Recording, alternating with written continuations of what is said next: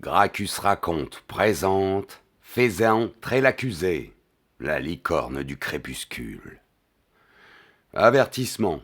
Nous informons notre aimable audience que le programme qui suit n'est qu'un tissu d'extravagance, un chouille taquine, dont pourrait pâtir comme d'une volée de blasphème le bigot moderne, quelle que soit sa chapelle.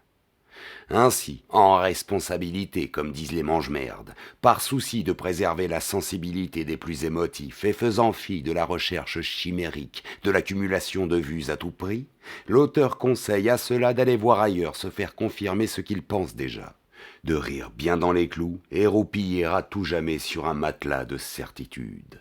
En revanche, si vous passiez vous poiler un brin et discuter le coup avec vous-même tout en vous en laissant compter par un qui pour une fois ne vous veut vraiment pas de mal, alors décrispez-vous sans délai des arpions jusqu'aux portugaises, le lance-patate est chargé. Merci de votre compréhension. Gracchus.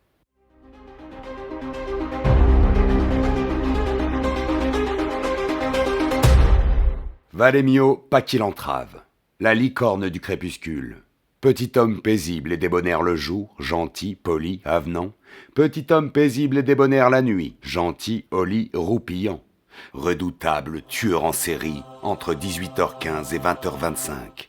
Ce contribuable exemplaire au crédit social irréprochable, au balcon duquel flottent les drapeaux homologués de l'UE, de l'Ukraine et pourquoi pas de Taïwan, du Tibet ou du Groenland, tiens, selon qui sera leur président au moment où les ricains l'annexeront, titulaire d'un carnet de vaccination tenu rigoureusement à jour, heureux propriétaire d'une charrette électrique qui roule au charbon mais dont la vignette verte atteste qu'elle est bio, un homme bien sous tout rapport.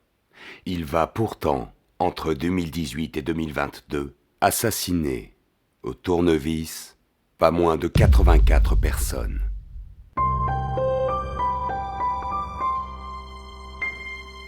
Cadre supérieur chez Bullshit Job & Co, sur la commune de McKinsey, anciennement Sainte Bonté du Bel Espoir, débaptisé pour en finir avec ce passé obscurantiste. Valait mieux pas qu'il entrave et décrit par ses voisins, collègues et amis comme un homme simple, jovial, riant, toujours prêt à descendre les poubelles et à sortir le chien. Pourtant c'est bien lui qui, à l'heure où pâlit l'astre solaire et où gazouillent les amants adultères, partait battre la campagne, tel un braconnier de l'apocalypse. Ayant contracté 10 ans plus tôt un syndrome extrêmement rare, mais redoutable comme nous allons le voir, pas qu'il entrave entrer dans de violentes crises, dès lors qu'il avait l'impression qu'on se foutait de sa gueule.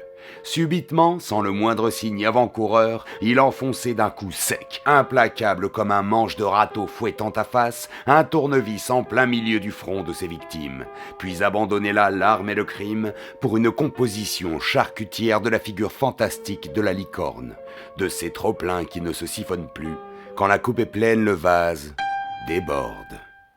Mais ça ne s'arrête pas là, il s'attaquait aussi aux choses, aux biens, à la propriété d'autrui. Des actes de vandalisme répétés, toujours au tournevis, sa signature. Un seul coup, bien au milieu, ici, d'un distributeur de canettes qui a mangé la pièce et ne lui a pas livré la boisson promise, là d'un utilitaire de la poste où était écrit la mention « plus proche de vous », alors que la poste de McKinsey a fermé il y a 2 ans. Fort heureusement, à cette heure-là, le facteur était en randonnée avec Madame Lacuisse sur les sentiers bucoliques du bois de Vincy. Aucune victime humaine ce jour-là, c'est inespéré. 4 longues années d'horreur et de dégradations en tout genre, mais aussi 4 années d'enquête. Bienvenue dans cette nouvelle affaire de Fais entrer l'accusé. Un reportage Bandémol Productions en partenariat avec les hypermarchés Carrefour, Baf Machine et Panini Chômage. Il est 20h du matin, ce 30 février 2018, lorsque le standard du commissariat de police de Crédit Agricole Mar en Loire-Alsace reçoit un appel de détresse. Une femme totalement paniquée déclare qu'elle vient de tomber nez à corne sur la dépouille de son époux dans le garage de la demeure familiale. Un récit pour le moins confus. À tout hasard, une patrouille est envoyée sur place. C'est le début du cauchemar. Pabrick Truel, directeur des assurances Cambrai-Bien, est retrouvé sans vie au volant de son roadster Palpine A290, 100% électrique, 70 000 €, au cul duquel un autocollant déclare le prix à payer pour sauver vos enfants. Un détail est tout blanc, c'est un mouchoir usagé sur le siège passager. Mais un autre détail est lui, troublant. Le front de la victime est encorné comme un calmar. En effet, une corne, seule, érecte en plein centre de son front, qui de plus près s'avère être le manche d'un tournevis orné de gravures gracieuses finement sculptées de main de maître. De la base de cette corne, un mince filet de sang lui file au travers de la frime et termine en goutte à goutte au bout de sa grosse langue bleue toute sortie, figée pour toujours. Le meurtre est tout frais. La victime, elle, en revanche, est bel et bien cuite. Inspecteur Vagère, c'est vous qui êtes nommé pour diligenter cette enquête. Oui. Et donc, pouvez-vous nous décrire la scène du crime? Du désordre. Un homme mort. Monsieur Truel-Pabric, assureur, 47 ans, 1m67, caucasien, cheveux gris moisissure, yeux marronaces. Hygiène douteuse, IMC déplorable, d'apparence grotesque, catégorie CSP+, mais il cocotte affreusement l'aftershave bon marché. Une Grolex, bien entendu, qui n'a pas été dérobée. Présent sur place de suspect. De son nom de naissance, Piché Makiala, 21 ans, épouse Truel. 1m87, diaphane, cheveux blonds, yeux bleus. Elle pleure, ou feint de pleurer. Truel Kilian, 3 mois, il pleure. Et puis, il convient de le changer sans délai. Ce sont tous deux des fausses pistes. Cette femme n'a jamais tenu un tournevis et ne peut en aucun cas en manier un avec des ongles de 18 cm. Pour le nourrisson, c'est le mobile qui fait défaut. Il apparaît évident qu'il ne sait pas compter. Nous relevons toutes les traces, les empreintes digitales de chaussures. Nous fouillons la maison à la recherche du moindre indice. On emporte le corps pour une autopsie. Une fois notre devoir accompli, nous nous retirons. Puis plus rien ? L'enquête est ouverte. On rafle une douzaine de marginaux pour les laver au jet, déjà. Ça ne donne rien. Même après le jet, non? Rien à faire? Ça refoule toujours fort? Naturellement. Mais je parlais de l'enquête. Souvenez-vous, la Grolex. C'est 2 ans de beuverie pour ces dépravés. Et elle est restée involée, ce qui les disculpe. Et le voisinage? Madame Chotepis Marlène, 87 ans. Cinéaste pour adultes. Elle passe le plus clair de ses jours chômée à guetter à la fenêtre ce qui se passe dans la rue. Nous la faisons passer à la question. Il en ressort qu'elle y voit comme à travers une poutre. Il y a le facteur. Sacré bout, Rico, 35 ans, 1m85.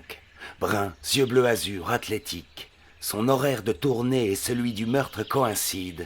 Il est interrogé mais bientôt innocenté par le témoignage de Madame Susson qui déclare, je cite, « Il m'épluchait l'oignon en vue de confectionner une tourte. » Dans l'attente de nouveaux éléments, l'affaire est toujours en attente. Les services, pareil à une mouche ivre, butent sur la vitre sale du mystère sans parvenir à la traverser. L'autopsie ne révèle rien de plus que la brutale évidence. Monsieur Truel est décédé des suites d'une perforation du lobe frontal consécutif à un coup de tournevis cruciforme reçu en plein sur son front dégarni. Les semaines passent, toujours rien. Désespérée, Makiala, l'épouse du défunt Truel, monte au créneau. Elle multiplie les apparitions publiques, devient l'égérie des plus nobles ONG de Washington, monopolise l'attention des médias, devient omniprésente sur les réseaux sociaux, TikTok, Rix, Instacam, SapSap, Plouk, Chabit, Eut, Discord pour un pendu. Sa chaîne YouPub atteint 3 millions d'abonnés. Elle y dispense ses conseils beauté, fraîcheur et traitement des mycoses. Elle organise à Dubaï des stages de body positive sponsorisés par Flaskendas Caramel, dont l'ensemble des bénéfices sont reversés à son association à but non lucratif de soutien aux veuves blondes de plus d'1m85 dans le milieu des assurances. La plèbe veut un coupable. La police est pointée du doigt pour son impéritie. En clair, on l'accuse de jouer au ping-pong avec ses couilles. Sinon, ça va, toi? Ça va. Fiefé Foderge, envoyé spécial du journal Libation, que l'on doit au grand bâtisseur de pyramides de Ponzi, monsieur Patrick Trahi, couvre à l'époque l'ensemble de l'affaire. Monsieur Foderge, je vous connais, monsieur Blondeplate. Figurez-vous que j'ai consulté mes fiches. Alors comme ça, vous roulez en Tesla. Vous pensiez sauver le marché de la planète, mais il s'avère que le fabricant de votre automobile est un nazi. Seriez-vous un ennemi du progrès, monsieur Blondeplate Christophe? Seriez-vous un fasciste de merde? un adorateur des heures sombres? Refusez-vous d'envoyer mourir vos enfants en Ukraine avec l'épargne de leurs parents pour la liberté d'investissement de mes actionnaires à l'est de Kiev? Contestez-vous Saruman et Sauron et la chute de leurs deux tours? Remettez-vous en cause le principe même de la vaccination? Alors comme ça vous pensez que la Terre est plate? Abject sauvage, va. Êtes-vous le fruit d'un rapport incestueux? Mais vous m'avez frappé? Je ne sais pas ce qui m'a pris, je vous demande pardon. Non, attendez. C'est donc ça que ça fait de se prendre une bonne sifflante? Ça m'était jamais arrivé. Ça me fait comme une épiphanie. C'est peut-être moi qui dis des conneries. Le manichéisme sans nuance serait-il un aveuglement? M'aurait-on depuis le début menti sur toute la ligne? Pas possible. Les vertus de la mornifle dont parlait grand-papa. Une confrontation dialectique brutale de mes élucubrations aliénatoires sous la forme d'une praline de 3 livres lancée à pleine vitesse sur ma bavarde m'ait fait y voir clair tout à coup. L'émancipation de tout le genre humain ne deviendra réalité que lorsque le travail s'émancipera du capital. Oula! Lève le pied, fiston! Si je te laisse partir en sarabande dans 3 minutes et boulevard Saint-Germain à monter une barricade avec les cadavres encore chauds des têtes sirop du café de fleurs. Non, c'est pas sérieux. Fais comme moi, tout dans la nuance. C'est comme ça qu'on se constitue un solide patrimoine. Ouah, comme vous avez raison. Merci, monsieur Blanc de Platte. Mais je vous en prie. Tu peux m'appeler papa, ou même maman si tu veux. Comme apparemment t'as manqué de tout sauf d'argent. Pouvons-nous revenir à notre affaire? Oui. Bien. Bon petit. Tiens, prends un dragibus. Merci. Donc reprenons. C'est vous qui à l'époque couvrez l'affaire. Oui, c'est affreux. Dans toute la rédaction et donc automatiquement dans le reste du monde, il se murmure que c'est encore un coup des Russes, ou de l'ultra-giga-gouache, ou d'autres, ce qui revient au même. D'obscurs populistes qui fument des clopes et roulent au diesel et qu'il conviendra tôt ou tard de purger pour le bien de tous. V'là que ça le reprend. Ça dure pas bien longtemps une épiphanie chez vous. Pour une saine démocratie, monsieur Blanc de Platte, il convient de museler les passions du peuple, sans quoi c'est la dictature. Et voilà, une chose et son contraire dans la même phrase. C'est prodigieux. Pourriez peut-être essayer de préciser, qui sait? C'est pourtant très simple. Prenez le racisme, par exemple, pour lutter efficacement contre cette abjection. Jusque-là, je vous suis. Il s'agit de culpabiliser jusqu'à la paralysie mentale chaque autochtone sans relâche dès le biberon. Que ça résonne dans sa tripaille et non plus dans sa tronche. Quand il est bien à point, c'est prêt. On dépouille, on met en coupe réglée, on resserre d'encore un cran le salariage. Naturellement, les autres, les derniers arrivés, et qui, salariés esclaves ici, ne travailleront jamais leur terre d'origine avec leur mère, leur fille, leur papy, la laissant grande ouverte aux appétits des empires. Tout cela n'en verront jamais la couleur, si j'ose dire.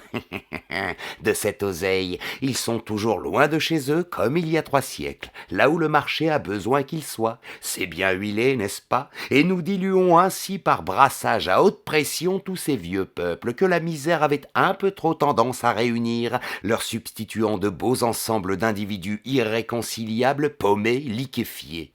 Pauvres. Les crétins applaudissent la créolisation, les tarés regrettent le grand emplacement. Tout le monde est aux fraises, à nous la Charlotte. Sinon prenez l'écologie. Rabâchez la fin du monde, comme en l'an 1000, laissez mijoter, et vous pouvez essorer peinard, tout en continuant de tout pourrir. Sans déconner, c'est balèze ou pas? Mais trêve de galéjade. Repentez-vous, Blond de Platte Christophe. Allons ensemble pisser sur les tombes de nos grands-mères pour lutter contre les discriminations et la pollution atmosphérique. Vous avez combien sur vous? Rendez les sous de la colonisation, Blond de Platte. C'est-à-dire que moi, à la base, je viens d'une famille de mineurs à Courrières. Je ne sache pas qu'il n'ait jamais de quelque façon profité de cette horreur et... Non mais taisez-vous, je ne vous écoute plus. Ma commande du rébit de bœuf de Kobe au quinoa du Pérou vient d'arriver. Je m'en fous, si c'est froid, je la renvoie. Il est bien gentil, Abdoul, mais... Je ne vous retiens pas, j'ai un courageux brûlot à rédiger sur la responsabilité évidente des paysans vendéens dans la traite négrière au XVIIIe siècle. Chou blanc donc, laissons cet acouphène tourner en boucle, et plus généralement toutes les bonnes gens de cette engeance. Nous ne tirerons rien de plus de cet entretien. En compensation, nous décidons de diffuser un extrait du 20h de Sus Broutin sur BDSM TV le 31 février 2018. Eh, madame, monsieur déconstruit, non-binaire, non-genré, si LGBT gros Q+, bonsoir. Plus qu'une minute sur l'horloge de l'apocalypse. N'oubliez pas de trier vos déchets. À la une de cette édition, notre bienfaisant national Xavier Fiel, proxénète au grand cœur, propriétaire de la chaîne, premier de cordée, profitant largement de notre état d'hypnose collective, souffrirait selon nos informations d'un odieux panari. Son pronostic vital n'est pas engagé, mais ce serait, toujours selon nos informations, extrêmement douloureux. L'information en continu, nous vous tiendrons informés minute par minute de son état de santé. Tiens bon Xavier, la France a besoin de toi. Passons à l'actualité de nos régions et ce meurtre inquiétant d'un sympathique assureur du côté de Crédit Agricole Mar en Loré-Alsace. Un meurtre féodal donc, puisqu'il aurait été perpétré à l'arbalète. Ah, on me dit que non. Un meurtre qui aurait été perpétré au tournevis, un groupuscule de l'ultra-giga-gouache proche du sémillant Éric Sémor soupçonné. Et par souci d'équité, un extrait de l'émission Les Sales Gueules diffusé à la même heure est présenté par Palgastro sur Cbooz, la chaîne concurrente. Madame, messieurs, une maman, un papa, bonsoir. Les températures sont dans les normales saisonnières, il fait même un peu frisqué. Tout va pour le mieux dans notre beau pays, mis à part l'invasion migratoire en cours. Pour m'accompagner tout au long de cette émission, Zaki Beauf, président fondateur de couillemoite.org. Maître Gilbert Connard, bien entendu, et Alain Content d'être de droite, qu'on ne présente plus, académicien, fin connaisseur omniscient de tout ce que tu as besoin de savoir. Bonsoir, messieurs. On parle beaucoup dans les médias mainstream et sur les réseaux sociaux du panari de Fiel. Un commentaire, Alain? Oui, alors je trouve qu'on en fait beaucoup trop sur cette histoire de panari.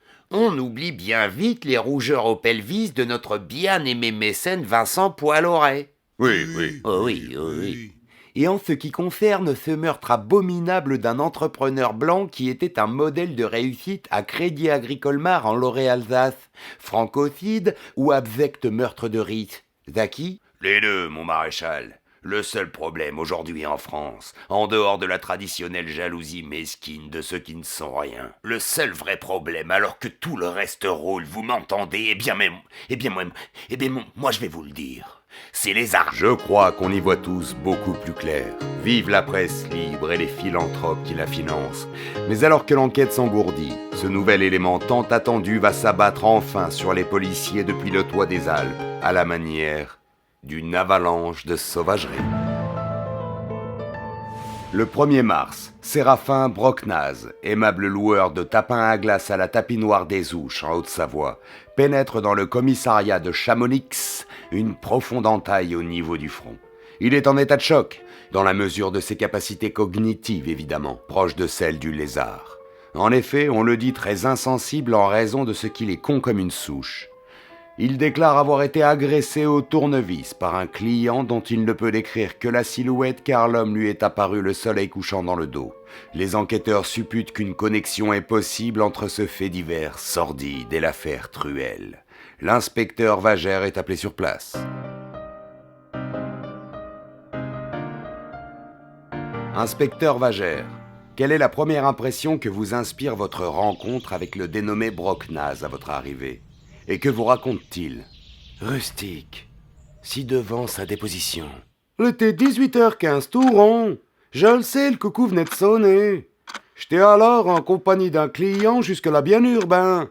Il était en quête d'une paire de tapins à glace. Son choix s'est porté sur les modèles Horreur GRB et Hannes paraît nul à chier.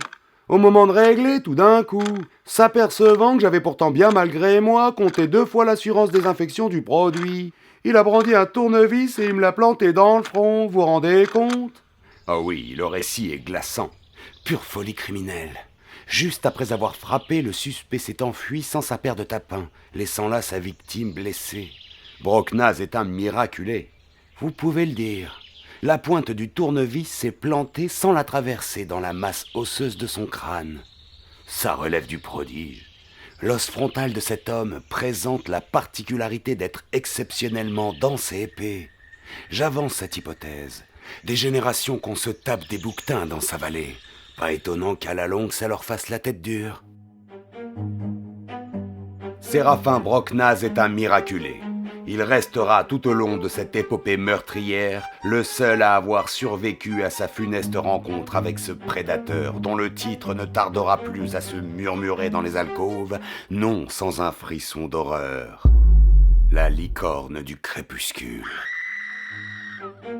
Le 3 mars, à Coca-Calais 0 dans le Pas-de-Calais, Anne de Breuil, directrice de l'agence immobilière Milleri, est retrouvée trépanée d'un coup de tournevis dans une cabane en bois qu'elle tentait de vendre au prix d'un château de la Loire. Sur sa tombe sera gravée l'épitaphe « Comtesse si on veut, mais pas une affaire ». Le 8, c'est au tour de Tendresse Iniesta, masseur de l'équipe de football professionnelle du PQ, anciennement Paris Saint-Germain mais renommé Paris-Qatar pour plus de commodité, de succomber au coup de poinçon cruciforme du destin. Sa dépouille enlicornée est retrouvée près de celle de l'arbitre international Monsieur Henri Pou, dans le vestiaire du parc des Ploucs, tous deux allongés sur une très grosse mallette de pognon. Double meurtre ce jour-là. Oh, la belle paire. Un troupeau de licornes ou quoi ? Joli strike pour notre tueur. Le 13, aux environs de BNP Paris-Bastia, en Accords-Hôtel, Jean-Jacques Gérontovore, patron de Porpéa, les euthanasies douces après une vie de labeur à base de croûtons de pain et d'eau tiède si on a le temps, se fait empaler la songeuse sur un tournevis aux gravures magnifiques ou percer sauf sa mère en massacrant l'infâme Polydecte et sa cour. Le 15, c'est la tête de Sataniel Confrenly, encore lui, qui est profané au Père-Lachaise. On la retrouve sur sa boîte à chaussures, à demi décomposée avec un tournevis, je vous le donne Émile, planté au milieu du front. L'ensemble de l'œuvre de ce traître beuglard et salingue, sans doute, aura incité le tueur à l'exhumer pour l'assassiner une seconde fois. Et ça continue, le 18, à Big Pharmacie Palaiso, Léa Maramé, animatrice politique sur France Finter, est à son tour assassinée. Son autopsie révélera qu'elle avait depuis toutes ces années la main invisible du marché enfoncée si profond dans les viscères qu'elle lui agitait la bouche comme un ventriloque sa marionnette. Un syndic de copropriété, 3 directeurs de SAV de grandes enseignes, quelques vendeurs de bagnoles, un professeur d'histoire, pas moins de 22 agents et autres contrôleurs de tram, et 38 fonctionnaires de l'URSSAF. 19 dealers qui pourrissaient la vie à tout un quartier d'Arcelor-Léan et d'Éric Fiol, le maire EELVMH qui les subventionnait en soum-soum pour détourner l'attention et vider les caisses pépères. Une liste vertigineuse, à perdre la raison. Après une courte page de pub, découvrez comment la perspicacité des forces de l'ordre opportunément associées à la Providence va permettre de mettre un terme à ce cauchemar. À tout de suite. Parce que notre environnement n'est pas gratuit. Découvrez le nouveau steak à la terre, savant mélange de compost respectueux de la biodiversité et riche en protéines lombriques et de sable à béton des carrières du Mordor, excellent pour les mailles dentaires. Le Steraché Maison Miskine, de père en fils de pute depuis 2025. 100% vegan, 100% droit de l'homme, 100% t'inquiète, on est du côté des gentils. Signataire de la charte BlackRock Vanguard pour l'annulation pure et simple du bon sens. J'en ai marre. Les petits vieux qui rament dans la queue et les merdeux qui chialent quand je sors faire du shopping. J'ai la solution. Zyklon Bio, la bombe à aérosol. Zyklon Bio, pour l'émancipation de tous. Fonctionne aussi sur les mecs qui font pas tout ce qu'on leur dit et les nids de frelons. Je suis fort. J'ai souffert. Je me tiens debout, un genou à terre. Je sais qui je suis. Je vous demande pardon. Fragile, nouveau parfum pour homme. Et nous voici de retour, cher public, sur le plateau du Faisait entrer l'accusé. L'épisode de ce soir, la licorne du crépuscule. L'affaire Pas qu'il entrave. Ou comment une tare, une véritable maladie mentale, peut tout à coup emporter un honnête citoyen et le transformer subitement en serial killer. Mais avant de nous attarder sur ce syndrome, sur ses symptômes et surtout sur ses conséquences funestes, laissez-moi vous narrer les circonstances de son arrestation. Souvenez-vous, une série ahurissante de meurtres spectaculaires, tous commis de la même façon. Un tournevis aux manches sculptées, enfoncé d'un coup sec au milieu du front, comme sur un coup de démon. La victime, chaque fois, est laissée telle qu'elle, l'air benoîtement surpris, louchant sur cette corne nouvelle. Et c'est ainsi qu'on les retrouve, chaque fois, comme des merdes. Des services débordés, le manque de moyens, toi-même tu sais, une enquête qui piétine. L'inspecteur Vagère est seul qui s'échine à démêler cette crinière de méduse, cette pelote de serpent. Sans succès. Dans les arcanes du pouvoir, il commence à se murmurer que ce serait un bon Anib et qu'on aurait mieux fait de l'affecter à la voirie. Sa disgrâce semble inéluctable. Puis vient ce jour d'octobre 2022. Nous sommes aux environs de Boulogne-sur-Mercélès, sur l'autoroute Sanofi-A16 au niveau du péage d'Erguelingue-Dragé-Fuca. Des automobilistes par centaines sont à l'arrêt. C'est un embouteillage monstre. Un homme, seul, apparemment calme, sort de son véhicule. Il marche sans se presser vers les barrières de péage entre les longues files de voitures. Les nombreux témoins diront qu'il marchait à allure régulière, imperturbable, qu'il regardait droit devant lui. Il arrive à hauteur de la première machine. Il s'arrête. Là, il brandit une arme blanche. On ne sait pas vraiment si c'est un couteau, un pic à glace comme dans Basic Instinct, le bleu-vert incandescent des yeux de Sharon Stone en moins. Ou peut-être un tournevis. En tout cas, l'arme est brandie, scintillante dans les dernières lueurs du jour. Et l'homme là-bas, à 3 reprises, sur la pauvre mécanique dont la carapace de fer finit par sceller, créant un gigantesque arc électrique qui a tout niqué. L'assaillant est projeté dans les airs, cuit comme une côtelette. Les veuches soirée disco, il ressemble à ton daron à l'époque épique. Sa dégaine fumante est acclamée par une cacophonie de klaxons et de hurrahs. Mais les dizaines de milliers d'usagers ne s'attardent pas trop non plus. Faudrait pas qu'on vienne réparer les barrières avant que je suis passé moi aussi. Ce mystérieux justicier qui, tel un Zeus, fait jaillir les éclairs, protecteur providentiel des prolos du péage, est arrêté. Le peloton de gendarmerie de Boulogne-sur-Mercélès, mené par l'adjudant Jean Bière, l'embastille dans ses locaux pour procéder à son interrogatoire. Sanofi A16 APF, autoroute pour la fraternité. Porte plainte pour dégradation, manque à gagner, excitation à la haine et au mépris du gouvernement, complot en vue de perpétrer des crimes contre l'humanité. L'affaire sera portée devant les tribunaux. Et croyez-moi, ça peut aller loin, cette histoire. Dès la fouille effectuée, le dossier s'alourdit encore, avant même que le suspect n'ait été formellement identifié. On retrouve sur lui 4 tournevis aux manches sculptées main, en plus de celui resté fiché dans la pauvre machine du péage. Il est 20h25. L'homme explique ne pas comprendre de quoi il retourne. Ce n'est qu'à la faveur de la perspicacité géniale de cette gendarme d'élite désireuse de garder l'anonymat, Gertrude Barré, dont le cerveau est un ordinateur, qu'est fait le lien avec ce cold case vieux de 15 jours. Elle déclare, je cite, « Mais si, un meurtre au tournevis, je crois. » Les enquêteurs au départ sceptiques comme des fausses consentent à consulter le fichier. C'est la stupeur. 214 agressions impliquant ce type de tournevis, dont 84 sur des personnes, 83 morts, 1 blessé, et 130 sur la propriété d'autrui. Souvent des machines comme ce péage, des dizaines de rodateurs, des radars automatiques. Pas qu'il entrave est identifié et mis au fer. Dors tranquille, peuple babillard et stupide. La licorne du crépuscule est au fond d'un trou obscur duquel elle ne sortira plus.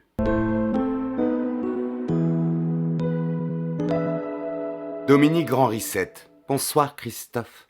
Bonsoir, Dominique. Christophe. Oui, bon, ça va. Pas qu'il entrave est arrêté ce soir du 22 octobre et jure ses grands morts ne rien savoir de ce dont on l'accuse. Les enquêteurs le prennent-ils au sérieux? Naturellement non, Christophe. Les gendarmes commencent par lui attendrir les réticences en lui appliquant de grandes claques sur la gueule, la manchette bien enroulée au-dessus du coude pour ne pas entraver la souplesse d'exécution. Puis comme il semble n'y toujours rien comprendre, on l'entreprend au Larousse, le bottin n'étant plus édité comme vous le savez. Toute la langue française, Christophe, ça en fait du grain pour une seule paire de gencives. Pas vrai? Les ABC, déjà, sont pas mal raides. Et puis après, c'est pire. Aux alentours de douleur, en principe, le client se met à table. Bien pas lui. À Zigounette, il lui restait plus une molaire en place. Pourtant, il bitait toujours pas un broc du pourquoi qu'on le bousculait. Ça a l'air de rien comme ça, mais marteler de Mandale la menteuse d'un Marcelin, lui praliner sa poire à ce pèlerin, toute une partie de l'après-minuit, ça creuse, et puis, pardon, c'est pas de tourpeau non plus pour la pomme d'épogne. Bref, les hommes se sont accordés un temps calme au bistrot du coin pour prendre un peu de recul sur la situation. Et c'est là que les psys sont entrés en piste. Le grand orchestre des violonistes de Vienne, l'élite de la psy-baratine, menée par l'inénarrable Sigmund Freud, l'homme qui, sans déconner, a réussi à chanter Nique ta mère à des générations d'ahuris, Cool Chain et Joe Star en deuxième div. Ce collège d'experts de l'expertise extrêmement experte va cartographier, géométrer, cadastrer le cerveau malfaisant de Paquil-Entrave, ce qui va leur permettre de définir les contours d'une nouvelle pathologie mentale qu'ils intituleront le syndrome du séquoia. Du séquoia, dites-vous? Non, du séquoia, Christophe, en référence à cet arbre millénaire, dont la majesté le dispute au diamètre du tronc, qui n'est pas sans laisser redouter un funeste empalement.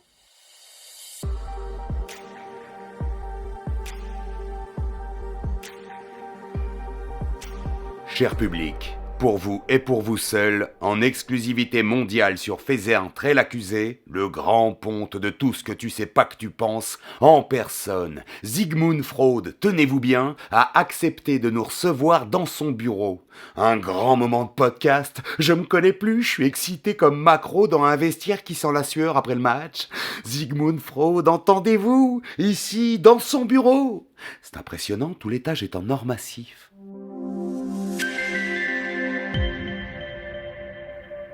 Alors, bonjour professeur. Ja, guten Tag, ja. Ja.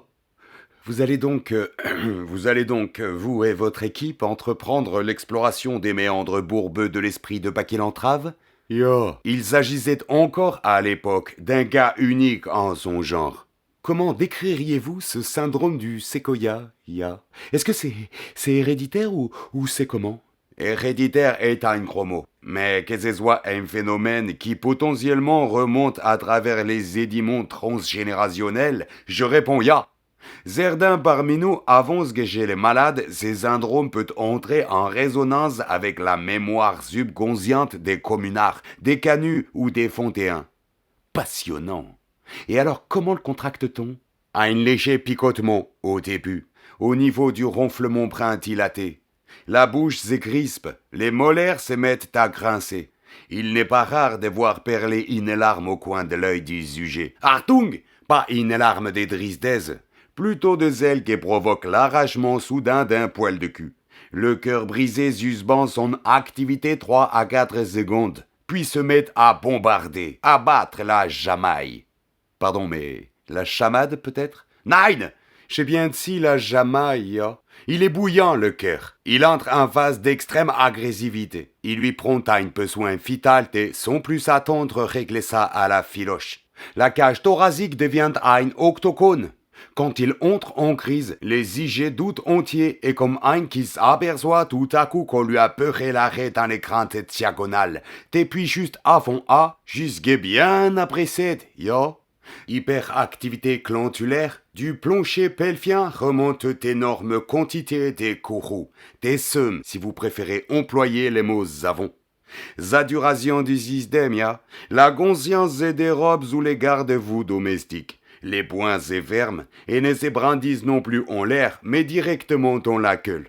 Dans les cas les plus extrêmes, on a pu voir de jeunes végétaliens vasectomisés se transformer en véritables Spartacus. En effet, c'est terrible. Mais alors, si je comprends bien, personne n'est à l'abri. C'est affreux.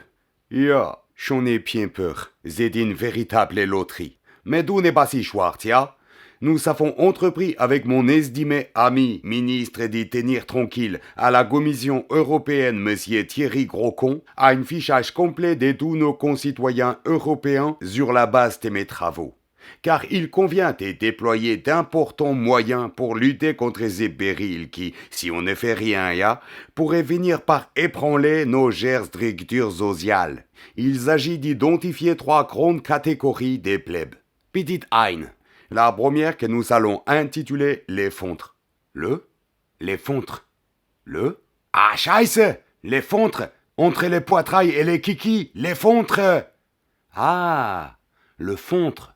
D'accord, d'accord. Ja, les fontres donc. C'est l'écrasante majorité, ya. La plupart d'entre ceux-là a déjà contracté les syndromes. Mais c'est abominable. Rassurez-vous, cette catégorie n'est pas dangereuse. Arc-boutez sur ces certitudes. Les syndromes restent au stade de la vague rimeria, un petit bourdonnement dans l'oreille, chez un tout. Mais il dit vu que la télé, la bière et une élection tous les engins y visent à les contenir. Et on vit avec toute une vie entière sans en apercevoir. On fait tout comme on nous a dit, ya. On bosse, on essaie d'épargner, on fait des gosses qui nous traitent des cons, on prend tipide, on se dégarnit.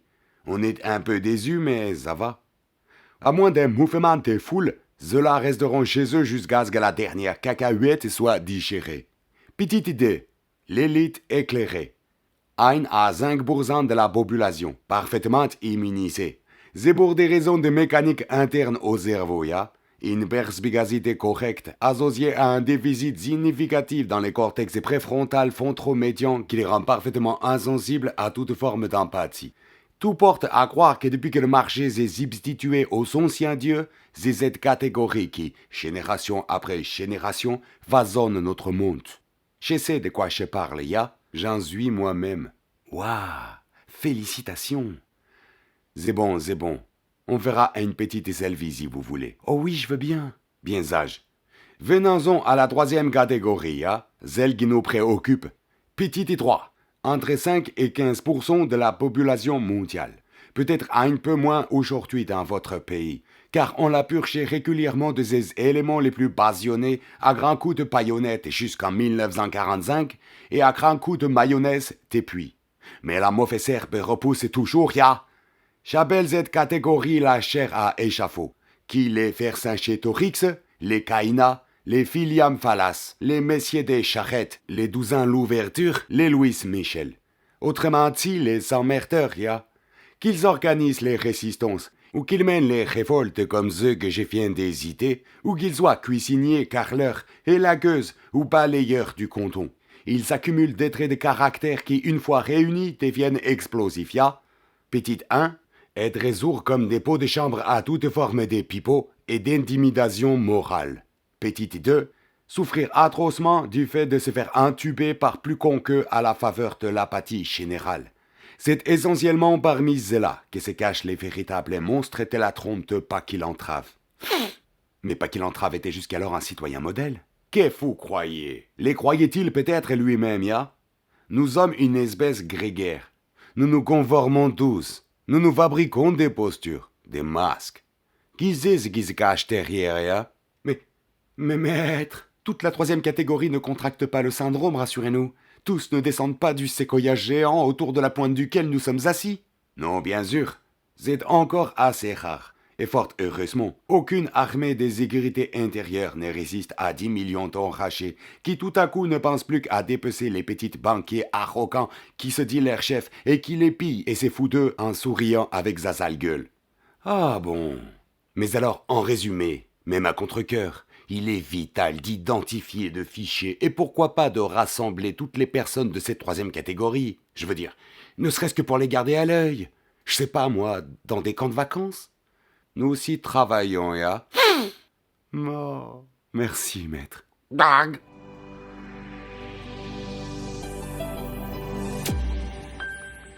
N'abusons pas du précieux temps de ces valeureux techniciens qui œuvrent à l'organisation de nos vies pour un monde meilleur, petits vénards chouchoutés que nous sommes, et venons-en, si vous le voulez bien, cher public, au procès de Valémio Paquil-Entrave.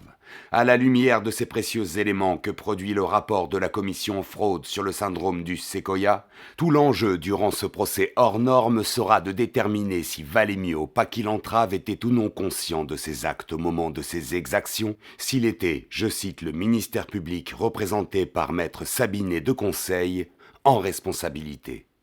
Pour animer les débats qui s'ouvrent en grande pompe sur ces entrefaises, l'honorable juge Petisson est désigné. Voici sans transition un court documentaire sur sa dynastie, sa vie, son œuvre.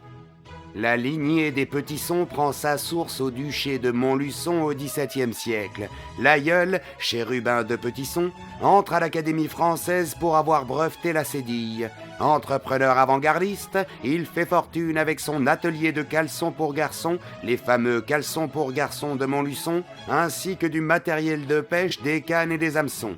À la Révolution, le château et les terres sont confisqués par d'odieux jacobins. Mais le courageux descendant de Chérubin, agiotin de Petisson, se fait sans façon franc-maçon, et ses biens lui sont restitués.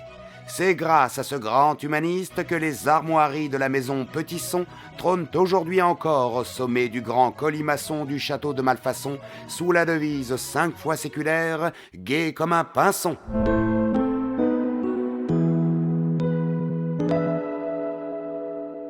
Dominique Grand-Rissette, ce procès divise énormément. Pas vraiment, vous savez, Christophe. Ah ouais? Non, ça va bien au-delà. Les psys, déjà. Comme on l'a déjà dit, il y a d'un côté les adhérents inconditionnels des thèses de fraude, et de l'autre ses détracteurs. Les premiers sont partisans d'un internement dans la clinique du docteur pour qu'il puisse continuer de jouer avec. Et les seconds de le reconnaître coupable, premier degré, préméditation, repentance, roue, etc., etc. La France est coupée en deux. Viennent ensuite les enquêteurs. À ma droite, l'adjudant Jean Bière, de la gendarmerie de Boulogne-sur-Mercedes, qui a procédé à l'arrestation de Paquil Entrave et qui a mené ses interrogatoires. Lui soutient que le suspect était tout à fait inconscient au moment des meurtres. À ma gauche, l'inspecteur Vagère des services de police campe quant à lui sur ses positions. Paquil Entrave est loin d'avoir livré tous ses secrets.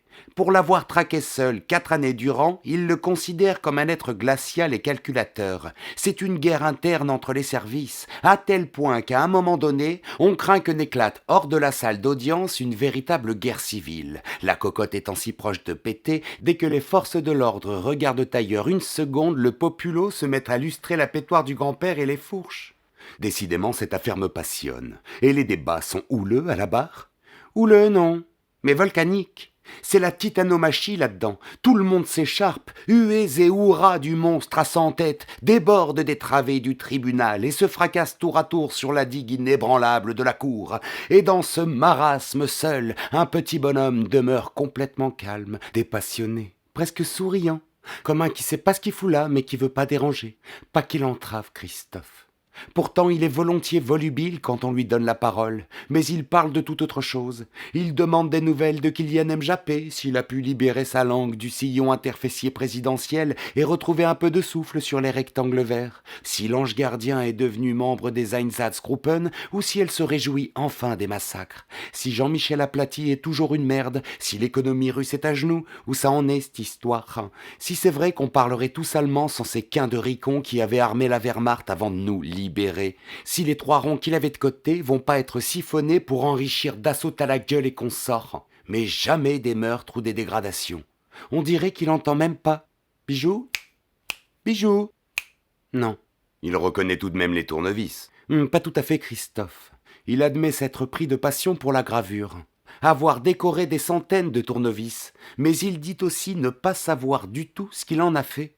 En pleine audience, quand certaines de ses œuvres sont présentées à la cour comme pièces à conviction, il demande qu'on les lui rende après le procès. Parce qu'il y tient.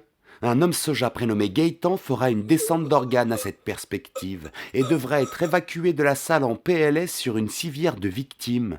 Mais le véritable tournant de ce procès survient lorsqu'au soir du 4e jour d'audience, dans l'ambiance épaisse de cette salle surchauffée, les débats se prolongent après 18h15. À la question que lui posait le juge Petisson, « Reconnaissez-vous, monsieur Rico Sacrébou, facteur de son état, qui fut plus de 42 fois dans un rayon de moins de 500 mètres autour d'une scène de vos crimes, mais qui chaque fois est disculpé par la femme de l'un d'entre nous ?» a répondu, je cite, « Bien sûr que je le reconnais, ce Poulbeau. Il fait pas mal dans le 5 à 7 et il se trouve que moi aussi, mais pas dans la même discipline. » Eh ben quoi? Nous cherchons à établir s'il est votre complice ou si nous sommes bel et bien la plus belle bande de cocus du continent. Ah, ça? Bah vous êtes cocus, mes vieux gars. Cornus comme les tocards que j'ai poinçonnés. Stupeur générale. Cette fois, le prénommé Gaëtan est conduit aux urgences qui sont définitivement fermées. On est contraint de l'abandonner devant la porte avec les autres moribonds, les rats errants et les détritus. Pas qu'il entrave qui lâche le morceau comme ça, sans sourciller, alors que jusqu'alors il était évasif, dissipé, ne participant presque pas au débat, ou alors pour dire des trucs complètement à côté de la plaque. Un coup de théâtre sans sas, Christophe. Son avocat, maître Ducon Maserati, pâlit, bafouille. Il décide alors de tenter une manœuvre tournante en plaidant coupable sans même consulter son client. Et là, le drame.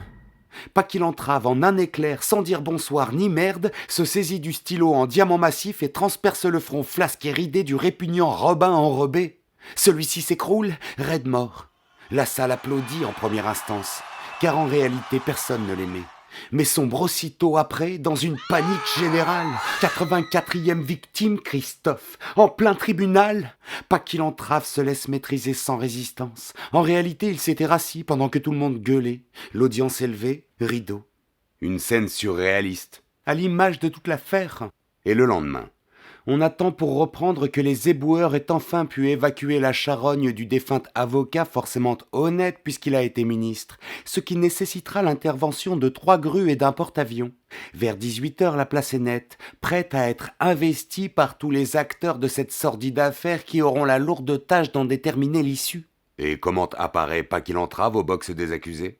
La chemise rouge des parricides ficelée comme une camisole sur le dos, mais le visage tranquille, toujours aussi affable. Il est 18h, tout le monde pianote sur son téléphone. On attend un quart d'heure que Mr. Hyde réapparaisse et nous parle d'autre chose que du temps qu'il fait ou des dernières bavasseries des JT de la veille. Puis sonne l'heure fatidique. Alors le juge Petisson porte la première estocade. « Comment devons-nous vous appeler ?»« Tu peux m'appeler Suzanne si ça te fait plaisir. »« Bien, Suzanne. » Pourquoi avoir assassiné le député Louis Braillard à Pernod-Ricard-Cassonne le 10 mai 2021 ? Quoi ? Ça te déplume, mon poulet ? Tu te rappelles de sa frime à ce foireux ? Ce mec-là prétendait défendre la cause des nécessiteux. Je me suis dit qu'en licorne au moins, il aurait peut-être une chance de les faire marrer. Ouh. Et Jordan blablabla. Il va te manquer ? Vous comptiez peut-être sur lui pour sauver le pays. Mais il est en quelle classe déjà ? Encore un vendeur de postures d'occasion. Vous voyez pas que c'est que des remakes de l'autre macro ? Déjà lui, je m'en remets toujours pas. Comment vous avez pu vous faire mettre par un type pareil ? 2 fois ? Même une mère koala défoncée à l'eucalyptus, elle donne pas ses mômes à un serpent. Bah vous, si. Et avec le sourire encore. À ce niveau-là, ça relève de l'automutilation. C'est pathologique. Voilà. Ça suffit. Bon, épargnons-nous vos explications séditieuses en ce qui concerne les agents de stationnement, ceux de l'USURSAF, les contrôleurs des transports en commun. Mais ce professeur d'histoire à la retraite, pourquoi diantre l'avoir tué ? Ah lui ? Non, lui c'est plutôt pas de bol. Il faisait ses courses un soir que je l'ai croisé. Je me suis souvenu de sa grande bouche qui racontait ce qu'elle voulait de l'histoire. Ça m'a gonflé, je l'ai poinçonné. Affaire suivante. Allez, traîne pas, y a match ce soir. S'Arsenal, Merlan AC. Pardon, mais c'est autrement plus trépidant que votre ogne. Pas que Truel. Hautain, chantez mal, prenez à ses clients pauvres pour donner à ses actionnaires riches avec ses assurances cambrées bien. Et tant que je vous tiens, dites de ma part à l'autre girafe là qui lui servait d'accessoire d'arrêter de chialer à la télé, ça devient ridicule. Suivant. Bon connasse. Proxo les montagnes, se croit le fils de Dieu, toujours prompt à prendre de haut les passants. Puis il était moche et puis il était con. Si c'était à refaire, je l'attaque au burin, cette tête de brique. Les guichetiers du SAV. Ils servent de crachoir au contact d'un public qui s'aperçoit qu'il se fait tondre. Ils sont payés pour recevoir à la place des vrais escrocs planqués derrière. Eh ben ils ont reçu. Terminé. Silence, bon Dieu. Terminons cela au plus vite. Pourquoi cet acharnement sur les machines ? Bon, les péages, les orodateurs, les radars, on se figure, mais ces écrans lumineux de publicité aux arrêts de tram. Ces télés allumées H24 installées par des écolos pour projeter à ceux qui attendent le tram des smileys pas contents parce que l'air est dégueu avant de vanter un voyage d'un week-end à Cocho New York pour moins de 100 balles. Je te laisse déduire, votre honneur, la réponse est dans la question. Bon, je pense que nous pouvons nous en tenir là. Nous disposons d'assez d'éléments plus qu'accablants. Et c'est vrai, ce soir il y a match. Messieurs, dames, les jurés, veuillez vous retirer, je vous prie. Et mettez-y du vôtre, qu'on n'y passe pas la nuit. Et peu après, le verdict tombe. Presque dans la foulée, Christophe. Pas qu'il entrave et reconnu coupable, mais ça ne faisait aucun doute. Le juge tergiverse un chouille, puis le condamne finalement à la peine capitale. Mais pas avant une 20aine d'années, le temps pour les médecins de lui bien essorer le cervelas jusqu'à la sueur. Et oui, d'ailleurs, il partagera la cellule de l'ancien président Monsieur Cancrelat-Sagrossi. Décidément, ce juge est un grand indécis. La sanction exemplaire pour ce tout petit prévaricateur eût été sans doute, s'il aime tant l'Amérique, de l'y envoyer à la nage, le plongeoir à Brest, plein ouest. Allez où, cette petite ordure? T'en vas la cruche à l'eau, au bouillon. T'as plus qu'à nager, c'est tout droit. On les prévient que t'arrives, que t'es en chemin. Passe le bonjour à sauver Willy. Mais non, il n'en fut rien. Merci, Dominique. Mais de rien, Christophe. Je termine ici et je boucle, hein. On se retrouve tout à l'heure. J'ai dégoté un petit chablis pas dégueu, je te dis que ça. Que devient Rico Sacrébou, me demanderez-vous? Et c'est une foutrement bonne question. C'est lui qui sera l'épicentre des dernières secousses de cette affaire. Aucune charge n'est retenue contre lui. Pourtant, en l'absence de son avocat, maître Mahfoud du Turf, portait pâle en raison d'une bronchite sa mère. Le tribunal le condamne à la castration chimique pour la paix du monde. Mais cette décision déclenche une véritable lame de fond et soulève d'indignation les ménagères un peu tristounes du département. Autant dire que ça fait du bruit. Et là encore, devant ce nouvel émoi, le juge hésite. Il finit par trancher, c'est le cas de le dire, la paire en deux. Le sieur Sacrébou Rico se verra inoculé sous contrôle d'huissier comme il se doit, qu'une demi-pilule à la fois, ce qui ne devrait nécroser qu'une couille. Maquilla Latruelle et son fils Kylian recevront 14 millions d'euros d'un fonds prévu pour dédommager les meufs bonnes qui passent bien à la télé. Elle déclare « C'est pas ça qui nous rendra pas briques, mais bon, ça compense. » L'adjudant Jambière est nommé ministre des policiers. Quant à l'inspecteur Vagère, il est désavoué publiquement. Il s'est depuis retiré de la police pour entreprendre des études de maître nageur entre le pont Notre-Dame et le pont au Change dans la Seine-Energy Drink. Personne, décidément, ne sera ressorti indemne de ce cauchemar. Émile Largefiac, Valémio, pas qu'il entrave, 2 tueurs en série français, 2 âmes damnées, 2 symboles d'une civilisation qui, pour paraphraser les derniers optimistes, va dans le bon sens. Bonsoir.